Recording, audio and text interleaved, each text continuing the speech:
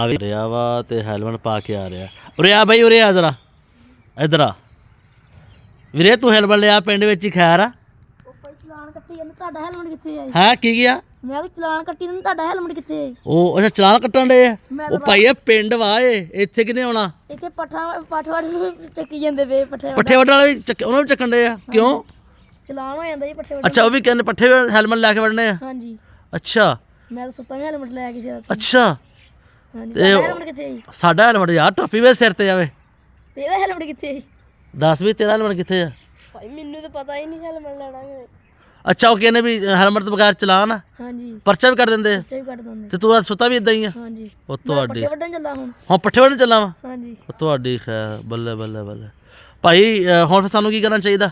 Helmet ਲੈਣਾ ਚਾਹੀਦਾ ਜੀ। ਅਸੀਂ ਵੀ ਹੈਲਮਟ ਲਈਏ? ਇਹ ਮੋਟਰਸਾਈਕਲ ਵਾਸਤੇ ਜ਼ਰੂਰੀ ਕਿ ਬਸ ਜਦੋਂ ਤੁਰਨਾ ਫਿਰ ਉਦੋਂ ਵੀ? ਜਦੋਂ ਤੁਰਨਾ ਉਦੋਂ ਵੀ। ਉੱਥੇ ਰੱਖ ਬਈ, ਕੰਮ ਖਰਾਬ ਹੀ ਆ ਹੈ।